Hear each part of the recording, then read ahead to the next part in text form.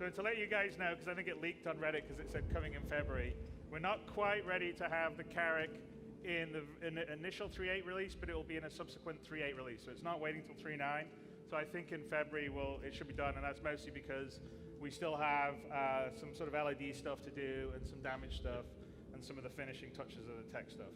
All right, so let's get dressed. Get dressed, put a jacket on.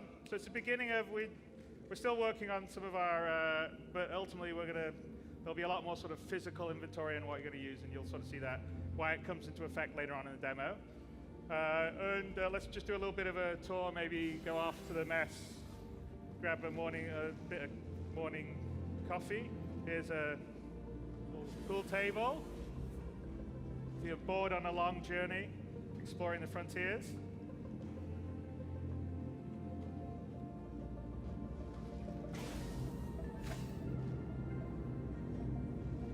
There's a mess on the other side of the living quarters. And then window maybe, perhaps, I don't know. Yeah, we can't see the plan out the window there, right? It's on the other side. All right, let's have a little cup of coffee.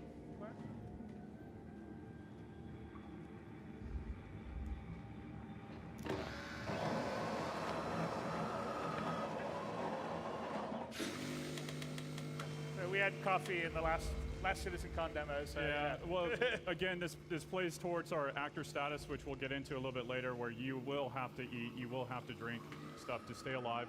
Again, we're not trying to make it so that you have to do it every hour or anything like that, but it is part of survival.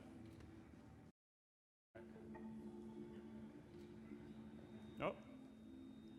Whoops. Just move.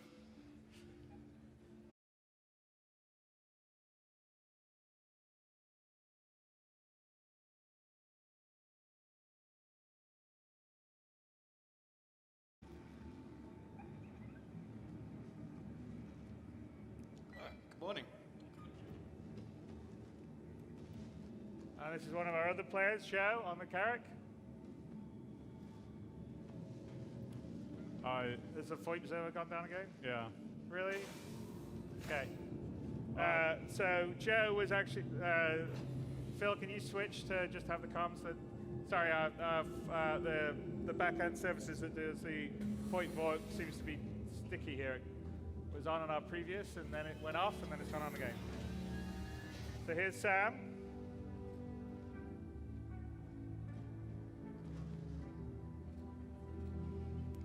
Morning. So her voice isn't working either. Well, no, so for the FOIP servers are down. Yeah, so which I don't know. They were working. We span it just before you guys came in. It worked. Yeah. Now it's down. It was off the other time. So basically, she will be sharing a mission with us, and then at that point in time, Glenn will go meet a contact on the planet.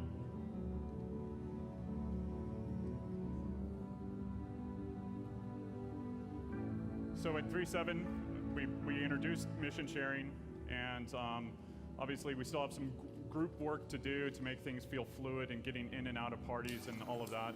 But basically, this is another step into making sure that, we want people to play together, or we want the players to at least have the ability, or if they have the desire to play together, to do it very quickly. And this is a mission to go down to Microtech, which is the first time we're going to go down there and visit part of it and steal a software encryption algorithm. So not just Silicon Valley, it's also here in Star Citizen space. The encryption of algorithms are very important. So we're getting that from Twitch. So Glenn will accept that, and let's head down. And what's already happened is Sam has sent one of our other players down to go and get a couple of items that you would need for the mission, which is a scientist outfit and a key card. So Glenn is now going to go into the Carrack, into the Pisces, sorry, and head down to Microtech.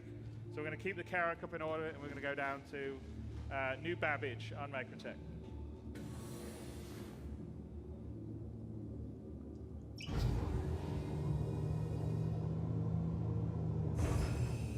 So as you start seeing here, we are rolling out the new building blocks in the UI. This has been a large initiative on our team to basically empower our developers to actually use it when they're making things. And versus it being bottlenecked by our previous smaller UI team.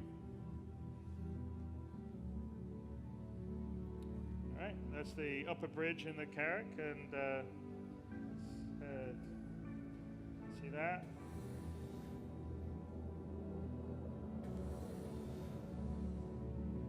And through there, I think, is the drone room down on the left-hand side, I believe. Yep. And here is the Carrack hangar bay. I mean, the Pisces hangar bay. Carrack hangar bay.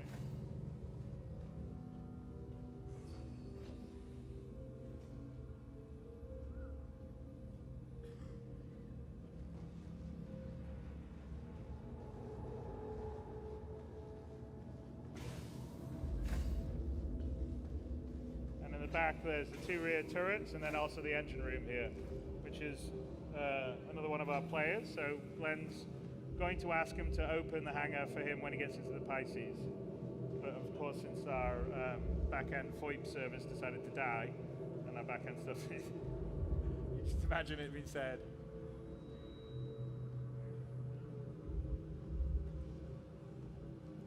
We can take, not a bad idea to take a pour. Could come in handy later in the mission. All right, let's go in the Pisces, Glenn.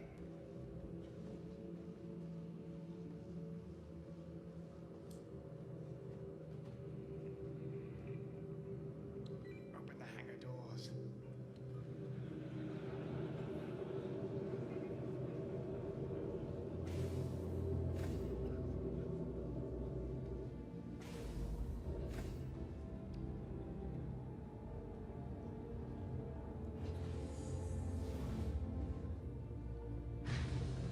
Okay. All right, so we're gonna go to the Pisces. Joe's gonna come with us so he can take the he'll take the ship back to the Carrack after we've gotten down there, and they'll rendezvous and meet with us later. Enfield Aerospace, all systems on. Let's hopefully.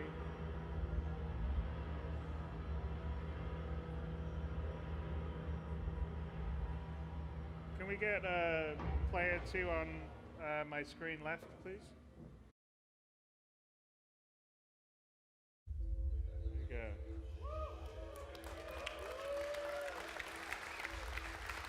All right, yeah. No, I need player 1 in the main screen, player 2 screen left it was, but I think we're a little slow on our things. Okay. Back to player 1.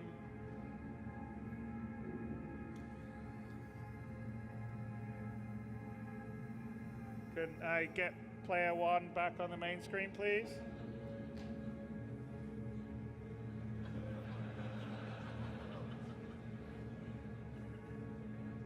Player 1 main screen, thank you.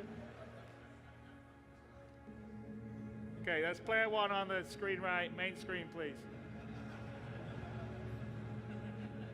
Sorry about this, we had this going before, I don't know what's happening. Okay, there we go. All right, Glenn. Should you put, let's go exterior and then also get your landing gear back up. So you can see our pretty landing gear going up. Go underneath it. Okay, well, that's fine. All right.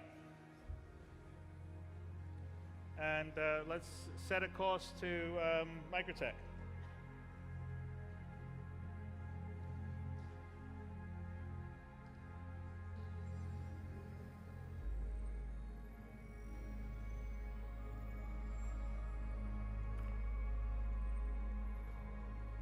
Can I switch to have player 3 on the screen to the right, the very right screen? Player 3, please.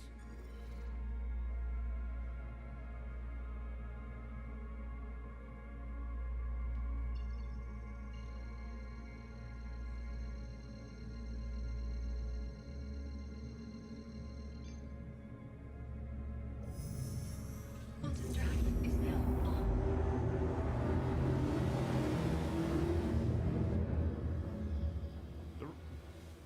The right screen is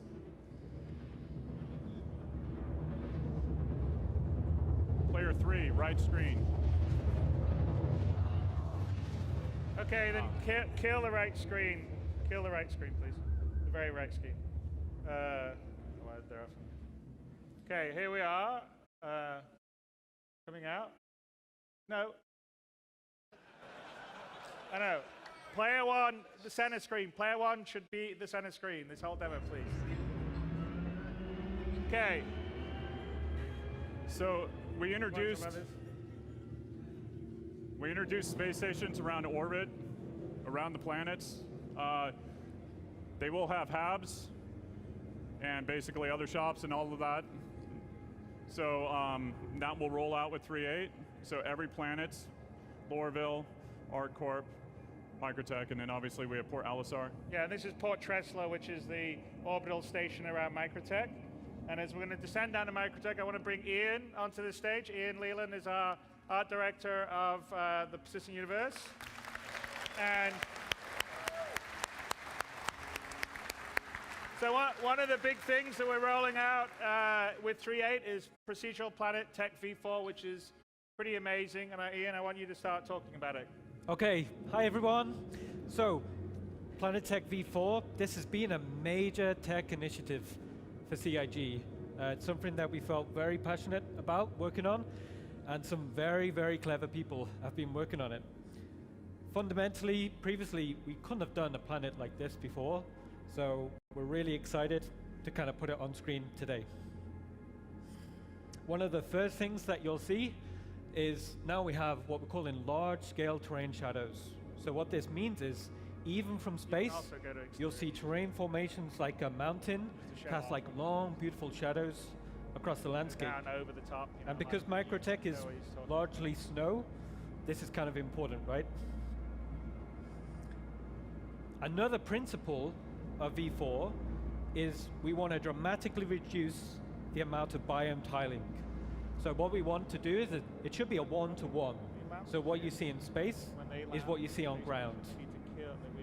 The type of popping, crossfading, we want to get rid of that completely. So it should be a seamless transition. Also here, we knew we was going to do a cold planet. We thought it'd be really good to have a frozen ocean. So this was a brand new shader that we put into development. And what we have right now is it's physicalized, so we can walk and drive on it. Yeah.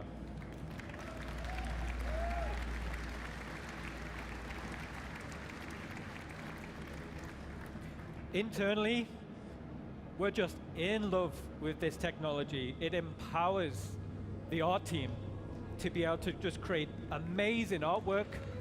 Yeah.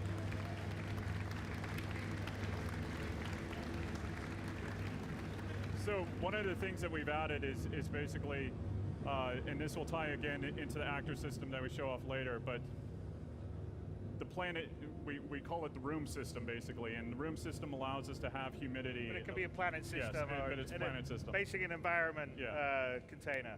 So it allows us to do precipitation now, or humidity based, and it's all systemic. So if it's a humid planet, then you'll get precipitation on the cockpit or on your visor. Or yeah, and it will also affect things like the contrails and the effects, and it's all tied in, which later on today we'll show more of.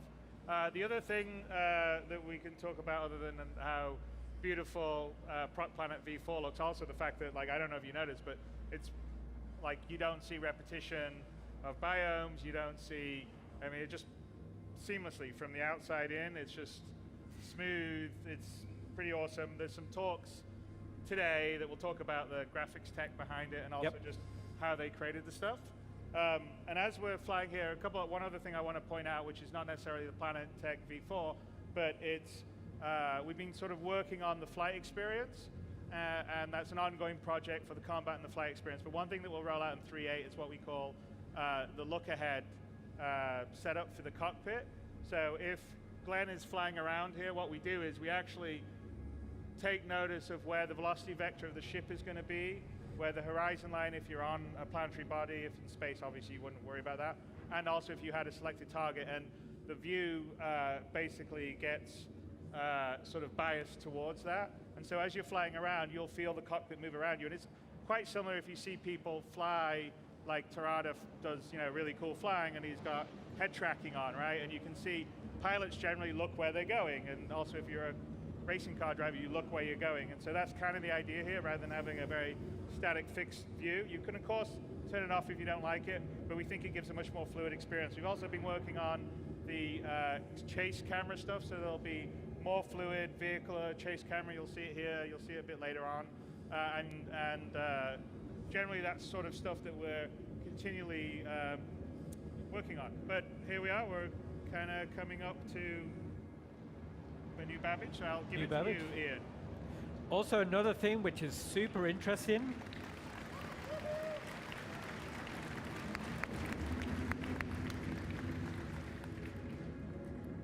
A lot of love went into these pine trees. We have a lot of pine trees. We have a lot of very good artists working on them, but the objects are being distributed and being informed by the terrain. So if you actually look at where those pine trees are, they're distributed real time. Previously, we was doing pre-baked masks, and that's where you see these pine trees being distributed into the valleys. It's very interesting. Also, another interesting thing is this planet data is also being utilized for things like game logic, VFX, things like that. Yeah, well, the VFX is determined by the biome and the environmental data, so you'll get mists rolling over mountains, Correct. depending on the atmosphere and the biome data. So it's all very procedural. Okay, so we're coming into the outer districts of New Babbage here. One of the most important things we did when we started this landing zone is we wanted to learn from the experience of creating Lorville, Area 18. So as we fly over, we wanted to remove these big walls we had to previously build around these landing zones. So when you look down there, you can land there. A lot of you asked me previously, is like, why can't we land there? So that's been a huge initiative. Yeah.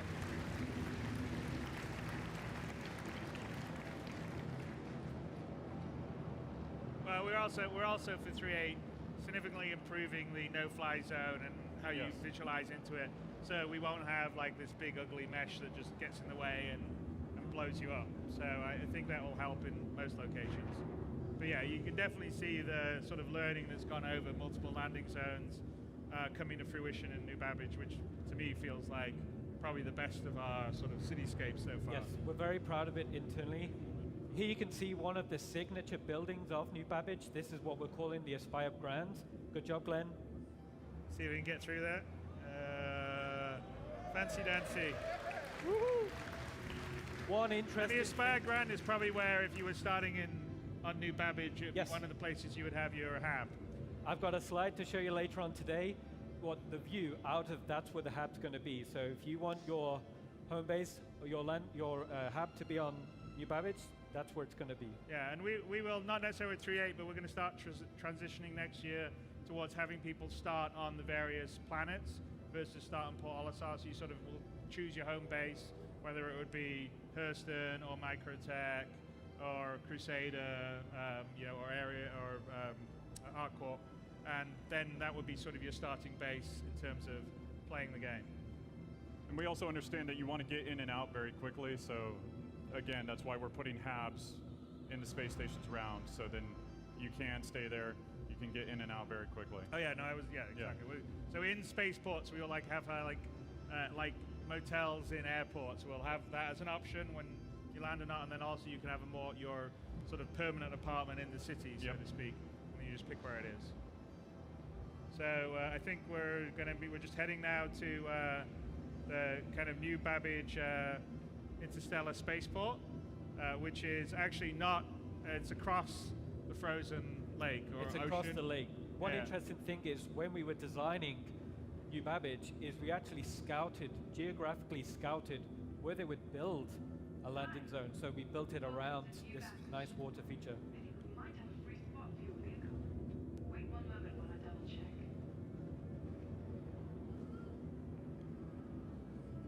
Glenn, you didn't ask to land, did you? What was that? I heard. Yeah. She's just greeting me. What's that? She's greeting me. Oh, she's greeting you. Okay, right.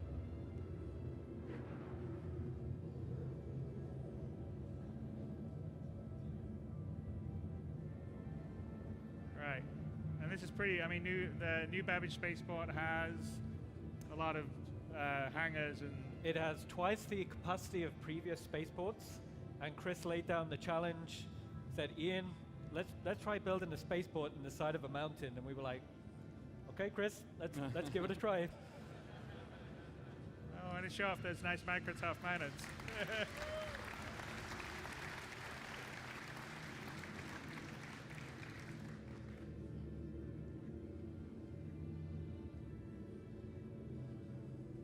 Here we are. One space, as promised. So we've been working on our comms calls internally to get what we would consider a gold standard on that, and then we will slowly roll that out to every AI. Yeah, and then we still we still have a little on the interaction in terms of requesting it and stuff like that. But yeah, let's head in.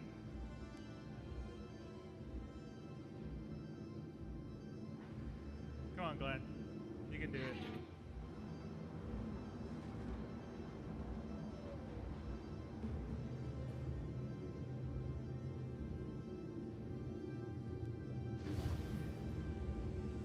So this is just as it touches down, they need to kill the very far right screen, keep the middle screen.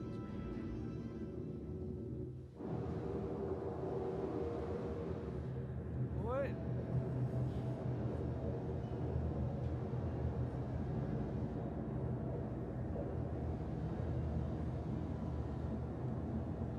Right.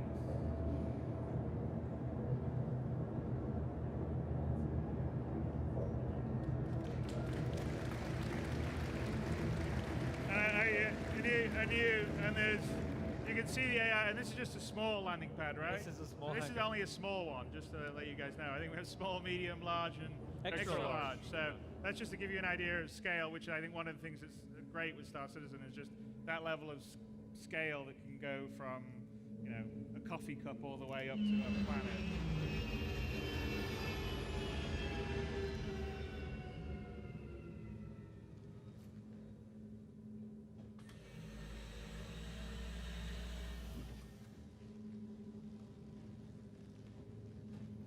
All right. See you later. Choose.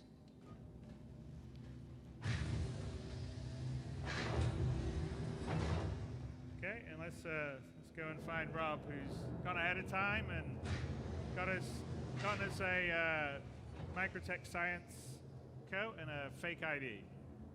It's just like going out drinking when you're 16. That was I never did that. Yeah. Don't worry about it.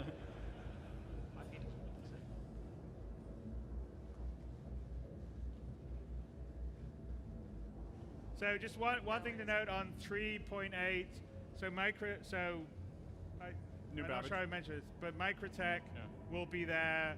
And actually, when we roll out V4, we had to redo every single planet and every single moon. So we did that actually in 2 months, Yes. which is a testimony of how quicker the workflow is. So not only is the quality better, but the workflow is much better because we basically redid everything. It took us about 2 years and 2 months, which is a really good sign for the future and creating more content. But in 3.8 we will have Microtech, but New Babbage itself won't be available as And the moons. internally. Yeah. It will be there externally, and then in 3.9 the full of New Babbage will All be of the there where you can interior go and ready. Yep. visit the various areas of it. And now I don't know if you want to talk a little bit about the spaceport here, just to. Well, he's got to make his call first, but Okay. we'll see if it. Well, the VoIP I works. think the VoIP things, unless they restarted the server, I don't know. The service is down. All right. So the contact says, "Meet me in the garage area." Yeah. We're trying to show group gameplay, Yeah. but the VoIP service, which is what sends the voice and also the animation face data, has been really finicky on our server here. So Means innovative creativity. So as Chris mentioned, New Babbage is going to be our first landing zone where we're not building it in the utilitarian art style. Previously, we've made things like outposts in the high-tech art style, but this is our first opportunity to build a landing zone from scratch. So what you're seeing here is a a kind of a glimpse at what the inside of New Babbage will feel like. And I think we get to New Babbage via that hyperloop. Like if you look, Glenn, Yeah. if you look in the Yes. those lines you see there are the hyperloop, right? Yes. Yes. It gets to the New Babbage, which has all these different various either living areas or shop areas, The domes. stuff like that.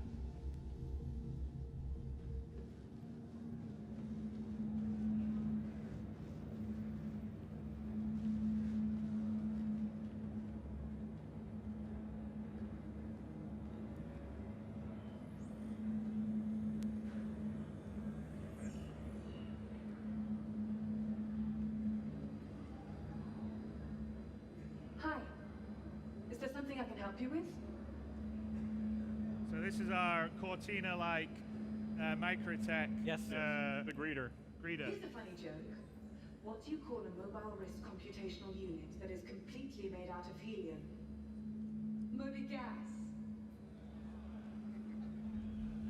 Can I help you with anything else?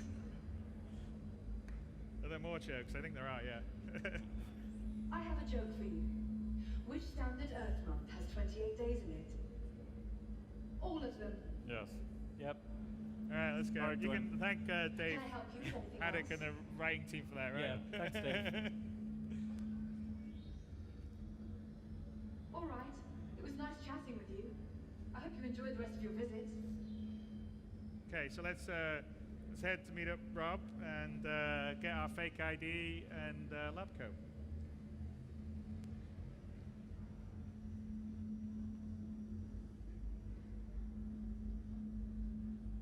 So this is how you would access the garages that we have, so you can drive around the city and drive around the planet.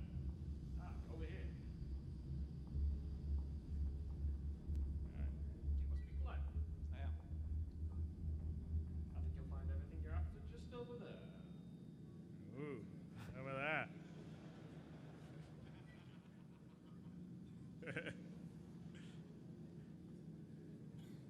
All right, let's get the lab coat.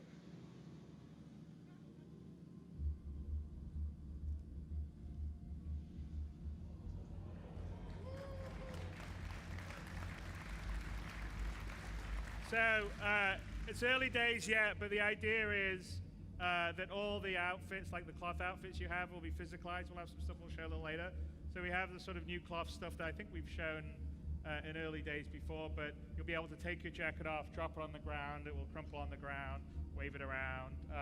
And so we're moving towards having everything physicalized. So if you're flying somewhere, and you'll see this why it's important in the evening demo is, make sure you're equipping yourself correctly. Yes. Have you got the right clothes, the right suits, armor, and we're also going to be very focused on giving you positive and negative reasons. So like, if you have a big armored suit, that's not something you can sit down and say, fly a fighter with or something, Correct. but it may be what you need outside to survive a hostile environment. So we grabbed the chip already. Yeah, so we got the chip. Yep. Okay, Look. let's head up and get on the worker shuttle to the Microtech research facility.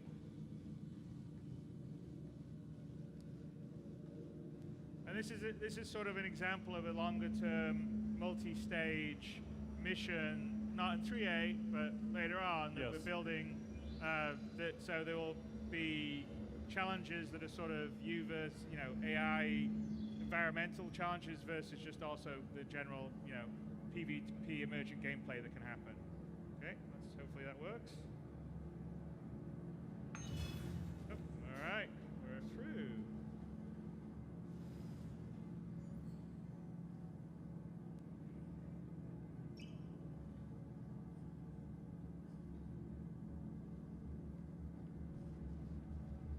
It's the same with elevators the world over. Just wait for them. And then there you are. Okay, Microtech, home of the Moby glass. And again, see, no more of the silly button with the interaction on. You're actually interacting straight with panels. And that is, again, as Todd was saying, part of what the building block UI is going to allow us to embed UI and interactions much easier in the game. So we're up on the rooftop shuttle area.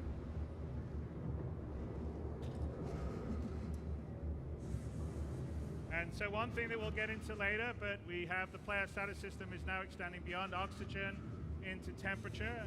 As you can see that it's cold. I don't know if you noticed, but we are actually have breath coming out of our mouth. Did not work.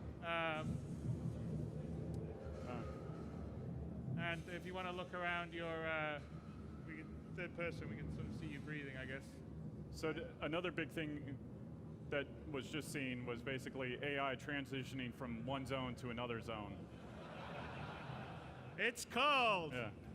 See, he should be wearing his nice warm. All right, let's get on, Glenn. But yeah, so like Todd was saying, it's early stages yet, but you know, we have AI transitioning between zones and grids, nav meshes. So theoretically, you can have an AI come fly, a whole group of AI fly in, land, a whole bunch of troops get out, say the back of a cutlass as reinforcements. Correct. In a combat and you fight, which is something we haven't been able to do up to date. So it's really quite cool.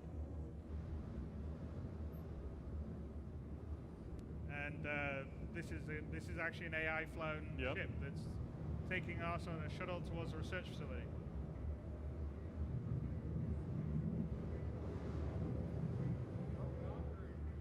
There we are. So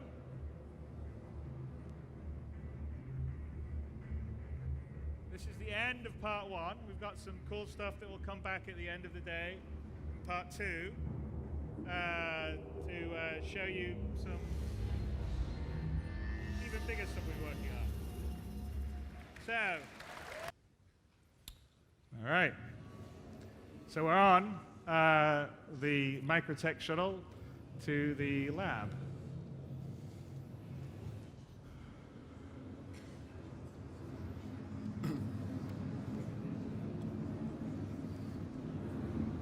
Need to get that. Can we get the quadrant?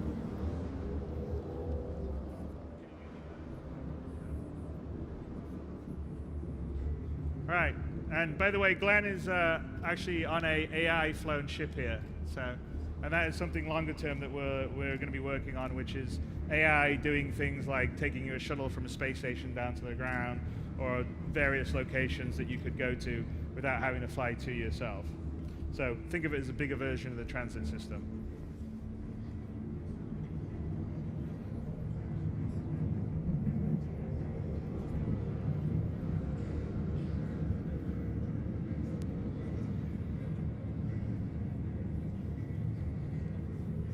And here's one of the things that I think Ian's talked about, we've talked about, is that we want to increase our range of, we have outposts, but they're pretty small. Correct. And we want to have points of interest that you would have in various planets or moons that you can have mission content in, things to do, and this is sort of this is the sort of first prototype of that. Yeah, so basically multiple entries, multiple exits. Obviously with outposts, you got one way in, one way out.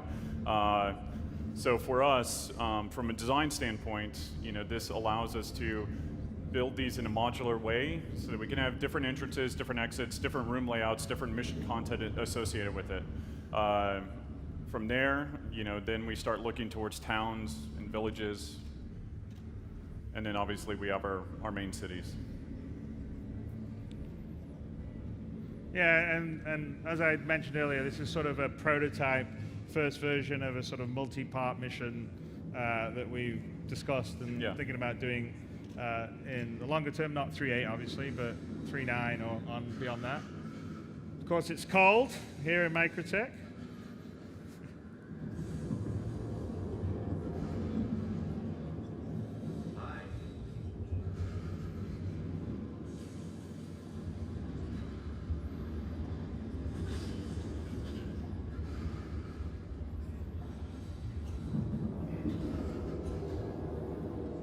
So you'll see, now that we've entered into the room, the temperature that the character feels changes, and he actually starts returning back to normal.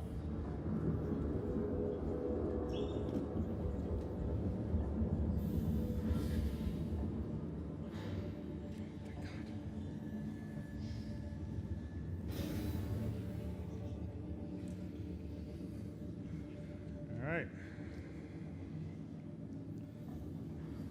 Hopefully our trusty ID card still works.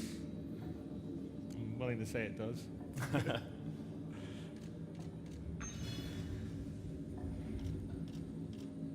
And we take a look out the side, Glenn, out the window a bit, when you out the window out here.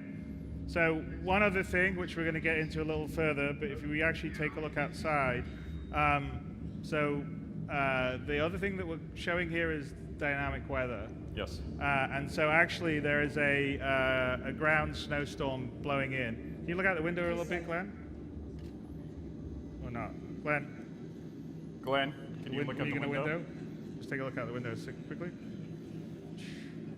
So if you take a look, if we go take a look out here, so where the trees, go to the left a little bit. Should be, I think. There, so you can see. So, all right, we carry on. So there's a storm blowing in right now. Come to that in a bit better. But the weather simulation takes into account the humidity, Yes. the wind, temperature. Yes, Right? all of that. And it is dynamic. So it's set up. So not going to have. We've got a couple of elements still to come on the fully dynamic planetary weather, which would be volumetric planetary crowds and volumetric ground fog. We have a large amount of the pieces in place for our weather sims, and we'll get into that in a little bit. But let's carry on with our mission. So we're gonna go look for the data center to try and steal the algorithm. So it says it in the demo, or basically in the mission briefing, that you're looking for server number 5. So we'll be looking around and getting closer and working our way over there.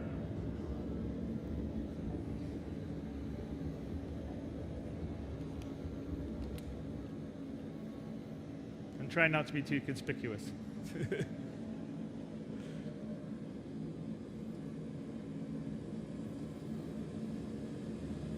And the idea with these kind of missions in the longer term is to have the ability to do like stealth gameplay instead of combat gameplay, So- solve some puzzles. Yes. So it's not just going to be about shooting people all the time. Well, and it's something that Tony and you and I have talked about a long time Yeah. ago, which is basically breadcrumbs as well, so it opens up to other aspects. So we want a sort of combination of sort of the procedural dynamic stuff that would be Yes. generated by the universe simulation that Tony was showing earlier, plus some more crafted, multi-stage, kind of more narrative missions, and they all get mixed in to give you a really sort of nice flavor and variety of things to do. So, like, we need to figure out a good way. We're gonna we kind of know a good way, but as a game player, you would actually have to suss this out. So we're gonna go back here in the maintenance area.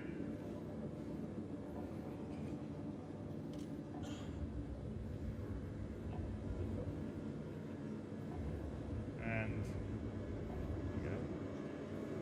So great.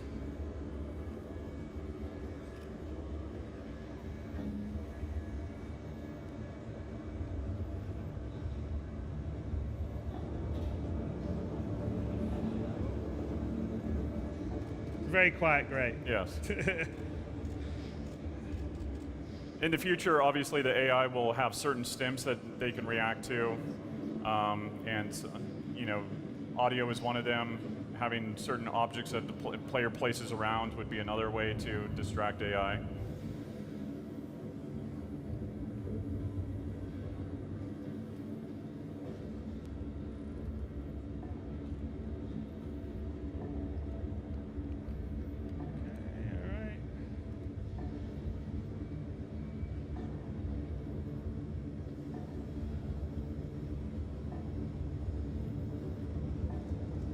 And then, again, there was things like we took Glenn's going to take his paw. There's like locks on the multi-tool, and we can pretend we're going to paw them off, or not.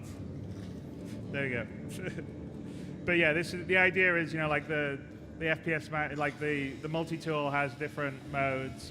Cutting, could be mining, could be welding, repairing. In this particular case, we're just going to cut the 4 kind of hinges locks off so we can take the grate open and get through it.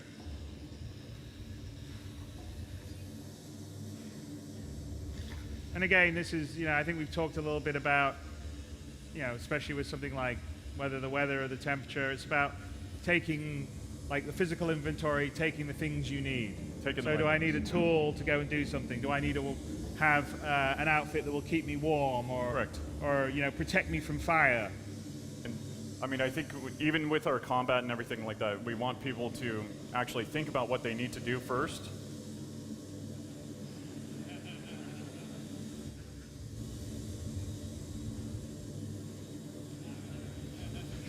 Are you looking for the exit?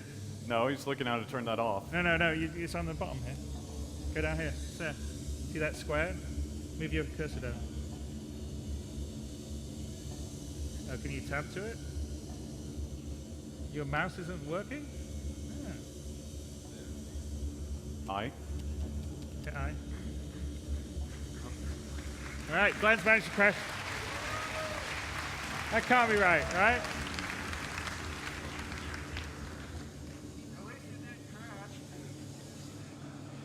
Come out, do that. That's one way. There we go. Okay, well done.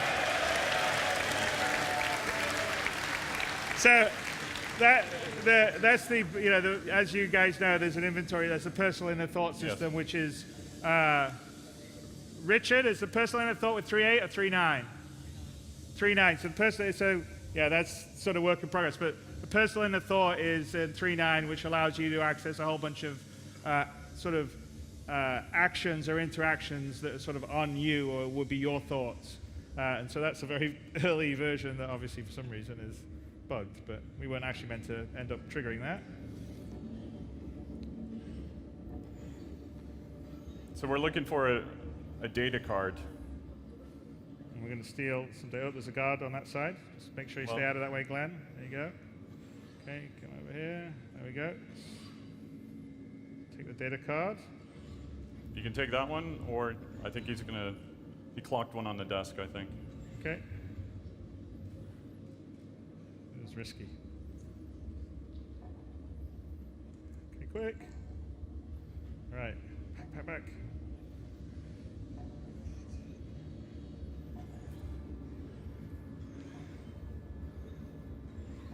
There we go. And then maybe under here to get to the other side.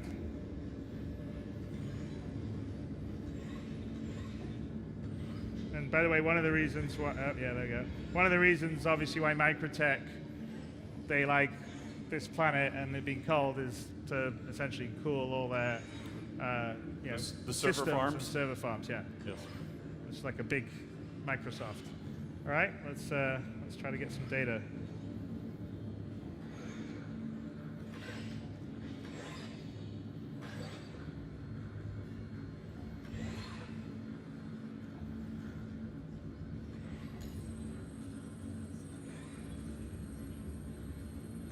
And again, this is building block UI, right? Yes. So that's all put together by a designer fairly quickly without having to have Flash programmers or...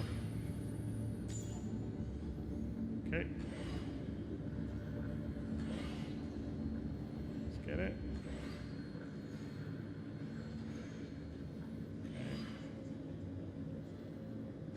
Let's get out of here with our ill-gotten gains.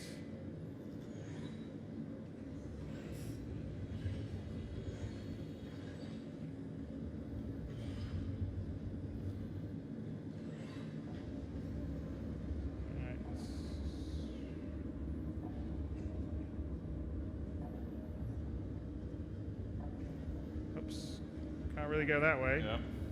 All right, let's all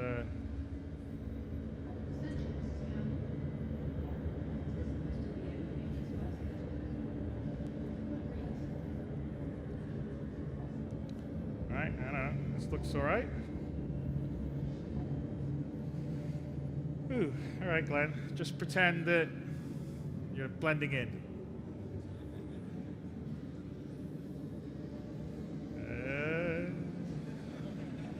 Okay. You mind telling us what the hell's going on?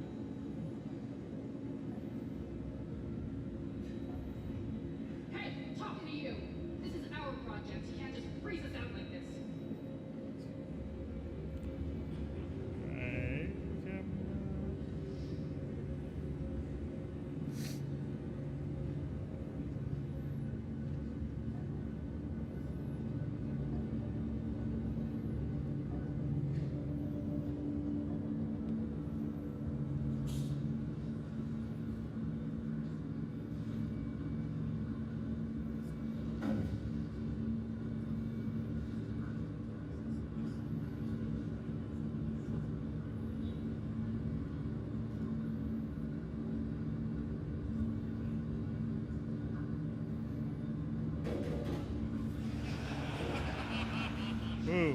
Jeez. That was close. You almost put it on top of his. Okay.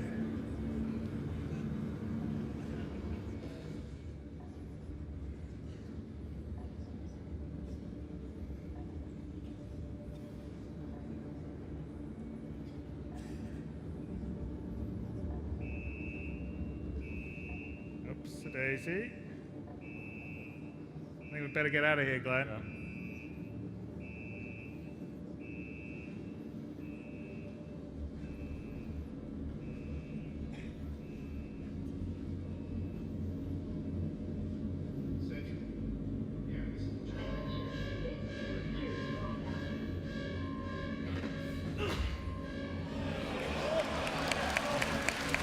So we have non-lethal takedowns now. Okay, let's get out. Yeah, it's part of that. So melee combat does ship Yes. with 3.8, and it's a lot more than just that. But it's non-lethal takedowns. You'll be able to fight, To knock people out. knock people out, get into fisticuffs. There's a whole sort of different levels of punch, left, right, block, left, right. It's all actually physically based. So we've grabbed something kind of warm, but we're not really ready to it. We've actually stashed a getaway environment suit. And Richard Trier, I want to bring up to the stage. So Richard's the lead designer on our actor feature team, and I'd like him to talk a little about what is happening right here and the beginning of the actor status system that will ship in 3.9. So what you're seeing here is basically an extension of the room system, and the room system contains temperature, wind speed, humidity, and it basically amalgamates all of that into what you're seeing on the HUD at the moment, which is the apparent temperature. So the apparent temperature actually comes in and is part of our player status system. And the player status system is where you start to feel these environments, and the actual environments start to play into the gameplay. So you can see here that actually the physicalized wind, he's actually leaning into the wind, he's putting his hand up to try and shield himself, but he's not wearing the correct attire. So he's not wearing the correct equipment, because he's just basically grabbed the clothes and jumped outside. And as you can see, it's really cold. So he's starting to shiver. A bottom side here, it is. Yeah, it's like minus 120 28. degrees Celsius. So obviously, you can only survive at like at least 2-3 minutes in that temperature. So he's actually starting to undergo hypothermia, which is part of our status effects. And hypothermia actually ties into the gameplay. So his heart starts to raise, his stamina starts to decrease, he starts to actually physically start to see, you'll see a whiteout, so he starts to become more sensitive to the light, and his audio will start to come in as well, to actually really sell that your body is shutting down. And the player status system really, it just incorporates multiple different things. So hypothermia is part of the temperature gameplay, and you're seeing the cold aspect here. But eventually that will be for heat, as well as other actor statuses as well. But you can see here, it's starting to see the other value on here that you see is the apparent temperature, but the other value is the body temperature. Now the body temperature is tracking your internal body. So, and I think, what is it down by now? It's like down at like 33 degrees We forgot Celsius. to put the drop shadow on the thing. And so we're not in the suit. We actually have a suit that we stashed in the cave, which we're looking for. The other thing that you may have noticed when Glenn was going to the third-person view, but we're working on environmental shader effects. So there was snow accumulation on the jacket that he wore. You notice, you go back and look at what it was when he got it and what it is now. And with that, accumulation is meant to be for things like snow, rain, dust, dirt, and that's something that we're looking to have in 3.9. So you really feel the environment. The biome, basically your environment. So Yes. it'll build up over time. Fill up. So we better get a warm suit on, because otherwise we're going to essentially pass out and then So die. this suit is actually cold, so hopefully when Glenn puts it on, you'll see actually that it's actually frosted, so you can see your actor's actually shivering here as he's putting it on. And this suit is the Caldera suit that we revealed in the character archetype talk, and this is an environment suit that's built for these extreme climates. He's really cold. He's really cold. So you'll see the visor's frosted up. You can see, and this is like getting into your car when it's frozen. It's frozen, the visor's actually frosted up, your suit's frosted up, and as your suit kicks in, this suit has an operating range that can actually survive these temperatures. So yeah, and if we go, yeah, and you'll see it now, because the same effects that we saw on the windshield, you definitely see Yeah.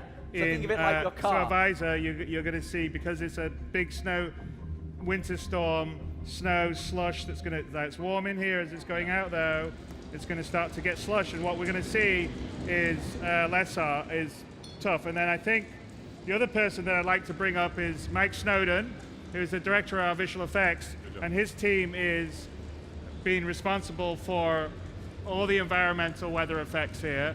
And this is what we're doing on the snow side, but it same could work in, a desert planet for dust, rain, and we've actually prototyped a lot of this stuff outside snow, but you're seeing the snow has been our first example. So I don't know if you want to talk about some of the stuff. Yeah, I mean, so this is all, the main thing about these effects is they're completely data-driven, so I'll put a lot of time into creating these rule sets. The way that we author the effects is completely different to anything we've done before, because we know that we can make beautiful looking storm effects, but the really cool thing about this, no pun intended, is that it's literally the data that the Planet gives us, so this ties in with the Planetech V4, Yeah. which obviously we're showing off today.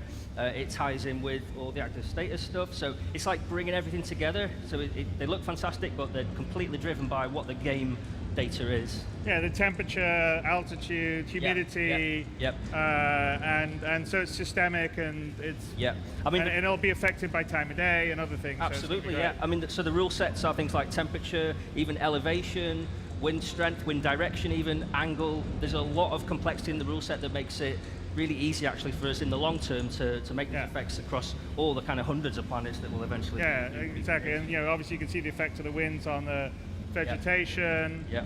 And as you see here, we're in fog. You see the snow.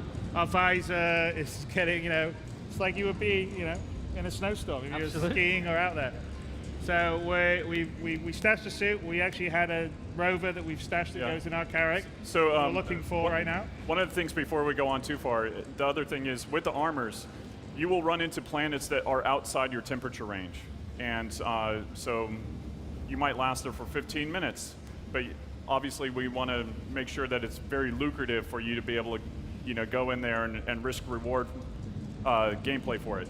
Yeah, so be equipped. That's why you would have a big ship and buy different armor and store it. Okay, so here's our rover, which we've hidden with a little top, and this is going to be a much more larger example of the cloth interaction system.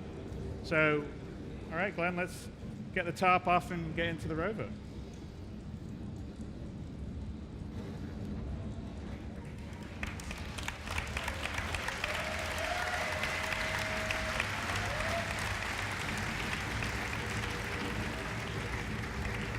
Okay, we can drop it now.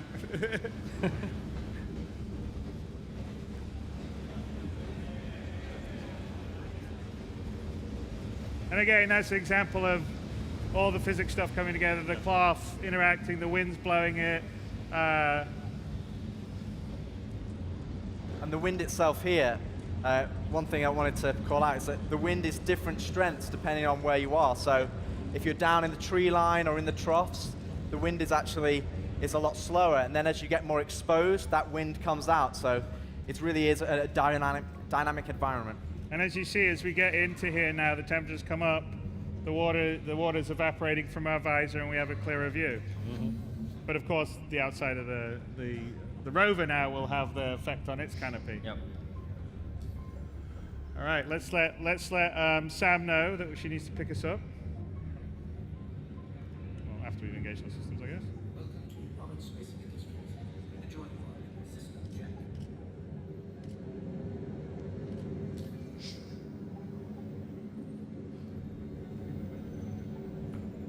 This isn't going to work because of the go-to setup. The go-tos break the dialogue.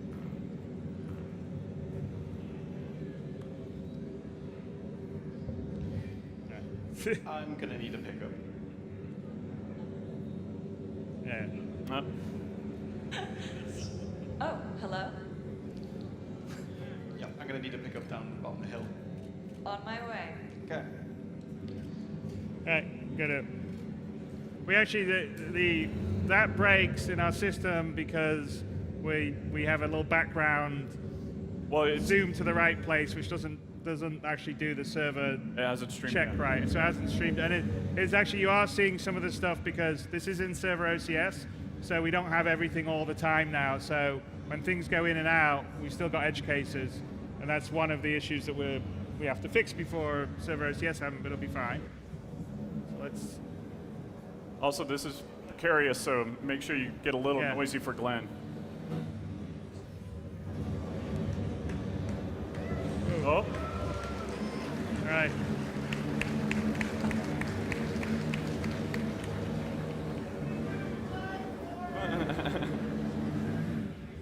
Oh. Ooh, yeah, he's coming. He's coming.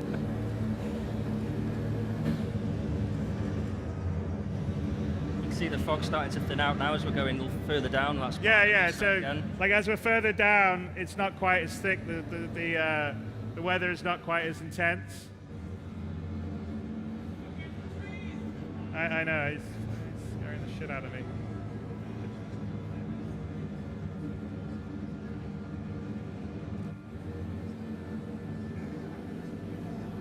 There he goes.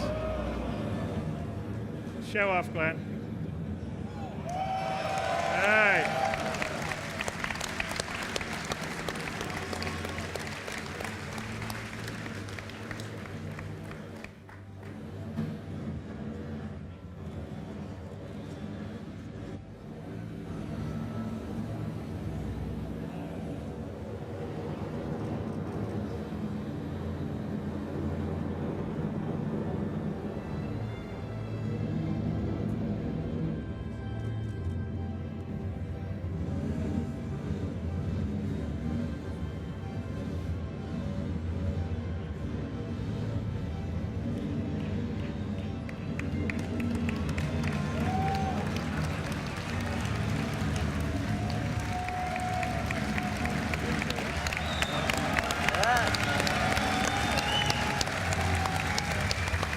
Good job, Glenn.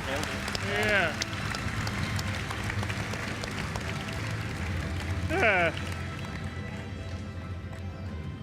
I remember when it was almost impossible to get a rover into a ship, but now we can do it. It's great.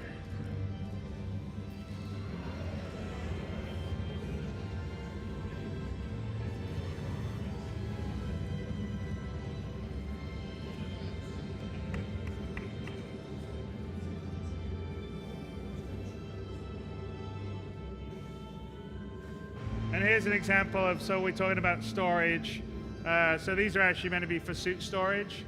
Still kind of early days on the stuff, so it's a bit wonky, but we put our suit in there. We need it. So the idea is that you would have suits and stuff that you would store depending on what you would need on different planets.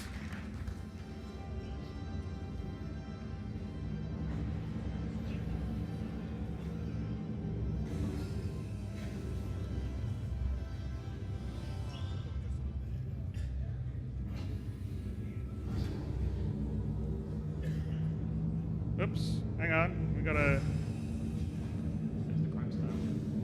crime stat, and I think someone's shooting us from behind. Yeah, I got a pretty hefty crime stat. We're gonna have to get out of here. We're being tailed. Get to the turret.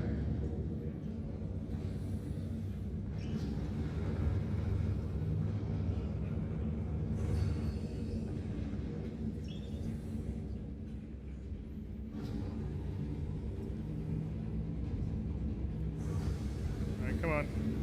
So this is our first iteration of ship AI in atmosphere. Yeah. So we are being tailed by Microtech security because they figured out that we've stolen the data and we're making a getaway.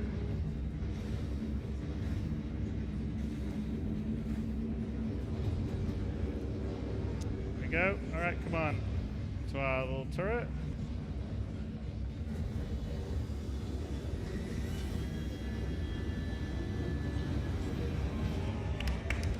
There we go.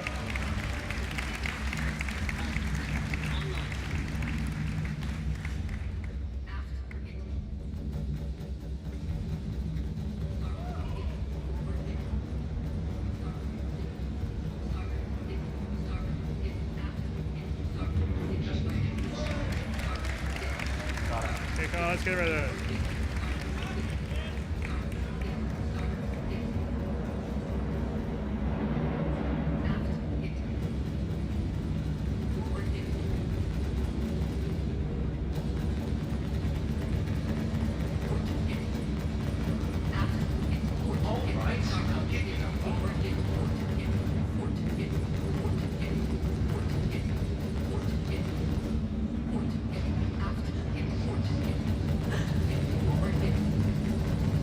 Get him. Come on. Come up. How come it's quicker? Hey, Sam, why don't you bank? Alright, one more. Okay, come on, let's get him.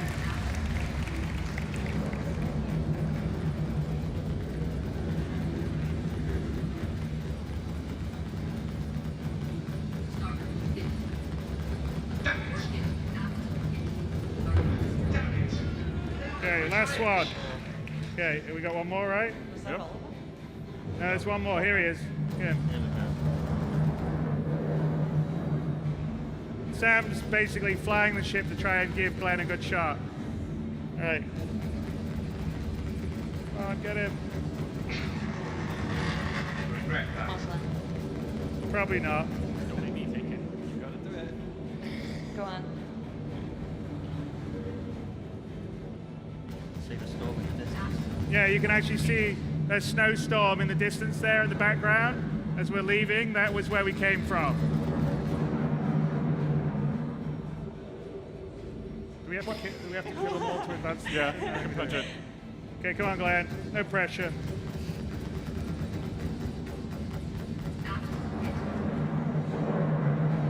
Joe, take him out. I don't know what to shoot down either.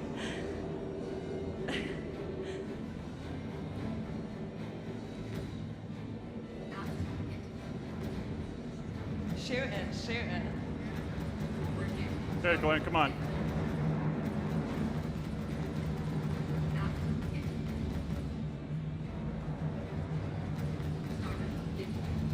Did it take us this long? I don't remember doing this.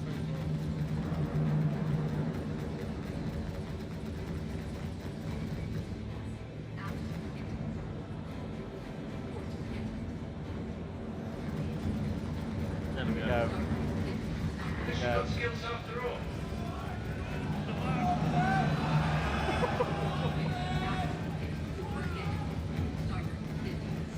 Come on, Glenn. Hey! Hey! So why don't we get out of here, Sam?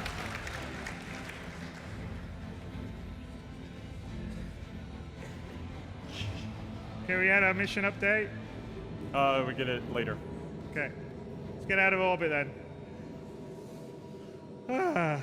That's a bit. It's kind of. When we run these run-throughs, it did not take. That was the No, longest it's taken. yeah. It was.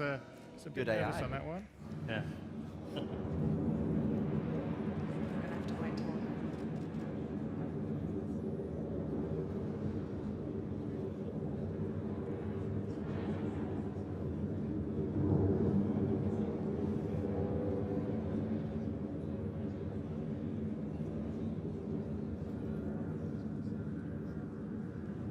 You do a sideways, Glenn. It's kind of cool too.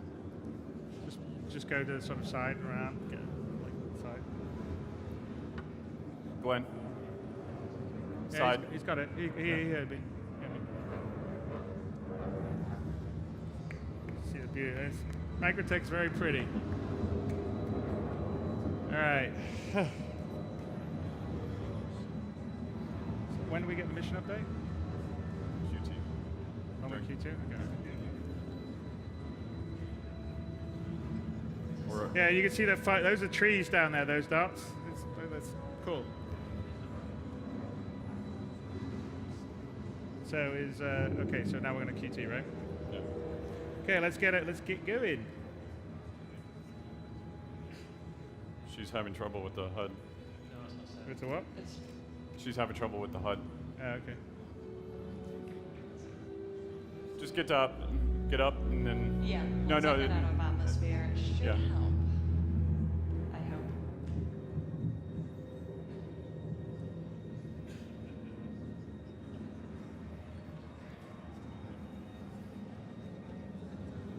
It says flight systems damaged. Right, but the Yeah. attenuated panel. I wonder what's happened on that one. Sam, can you hit B and do it? Can you hit B and do it? Yeah, I think I can find it with B, hopefully. It was quite a while ago, wasn't it?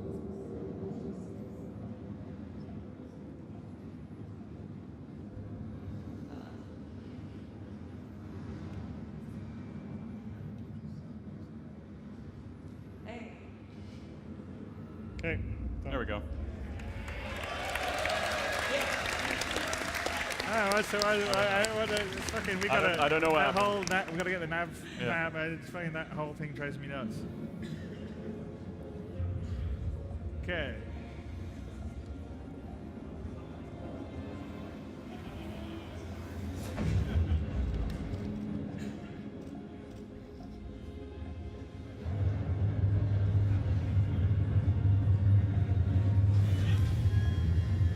All right. Do we have the mission now to go to Parent? Should be. Should be coming. Okay. So when's it come?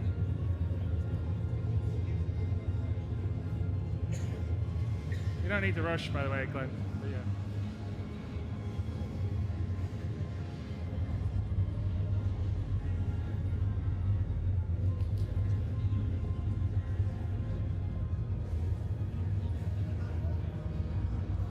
So should we get the mission now? What's that? You should see it up top. Okay, I haven't seen it.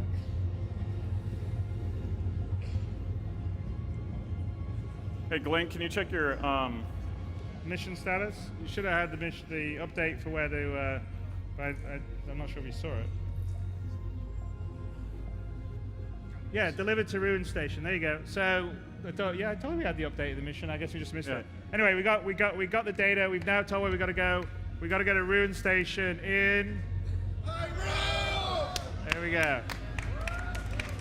So here we go. Go exterior, Glenn. Exterior. There you go. Show it off. There you go.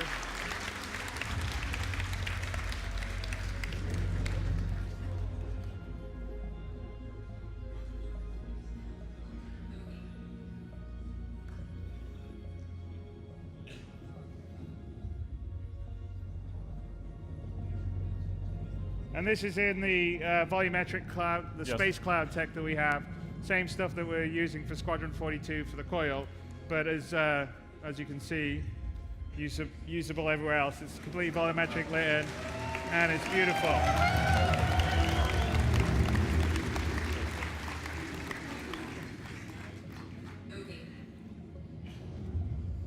And here we're at the jump point to the Pyro system.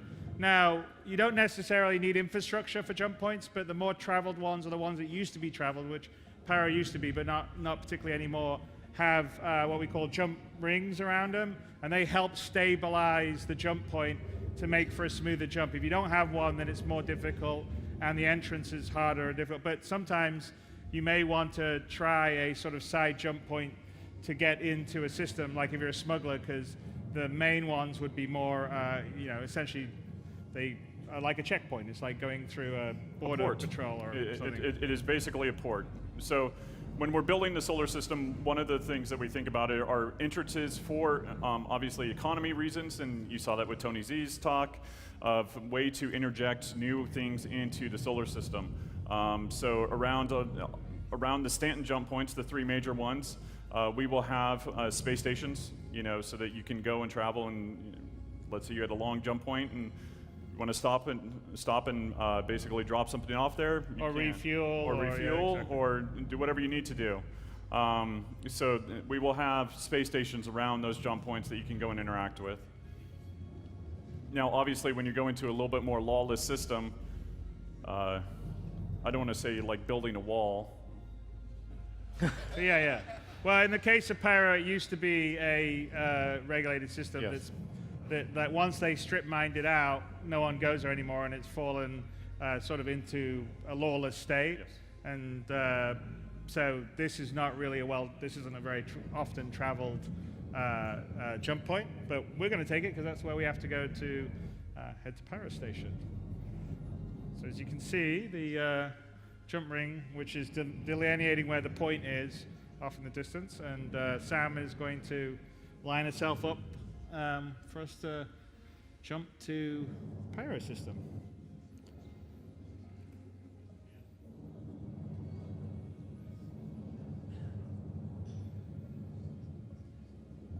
And this is essentially sort of the infrastructure you occasionally would, you can have around. Some places would have bigger stations, but as I said, the Pyro route isn't a very particularly well-traveled one. But also with this, I guess with the cloud tech, you see the possibilities of us going in and mining that, and then it affecting your radar, it being booby-trapped, all these kind of gameplay possibilities, I feel, open up with these unique points of interest.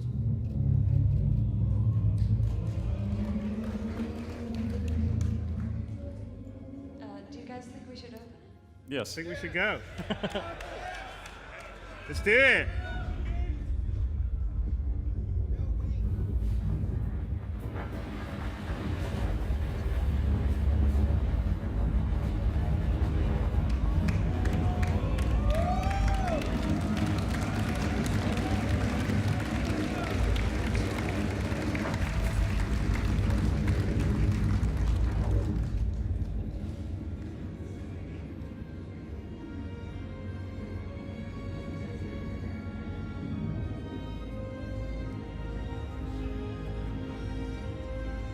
That's actually a super cool view. You see that one? Oh, yeah. Great. How good that is. That looks awesome. Yeah. All three of them.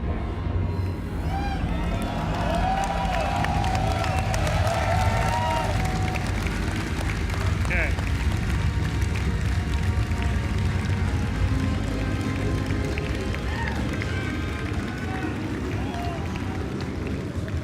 So going through a wormhole is a little bit like riding the rapids. You don't really have much. You have lateral control, But it's a little bit being of on a forward, but you're current. being pushed on a current, Yeah. and you've got to keep inside the boundaries of the wormhole. And actually, if Sam gets a little close, you'll sort of see interference on his screens. And of course, Stanton's just going away in the background, and Pyro's coming in here.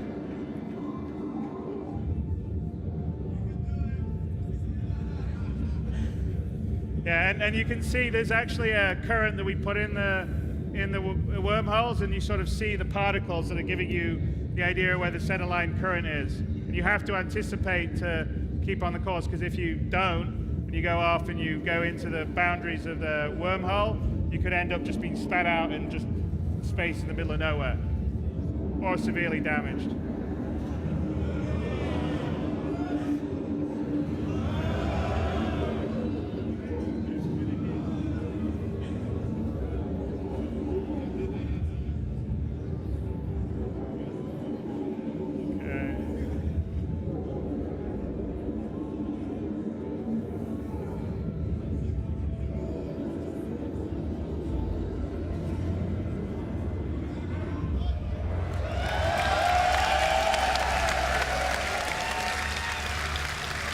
Go around, Glenn.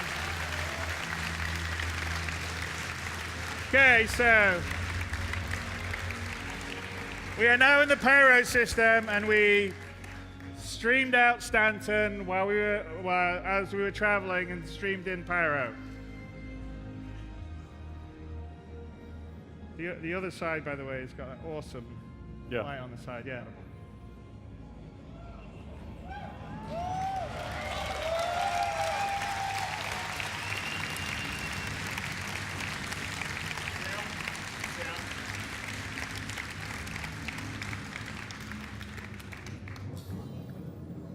Set a route to the ruin station, Sam. There we go. There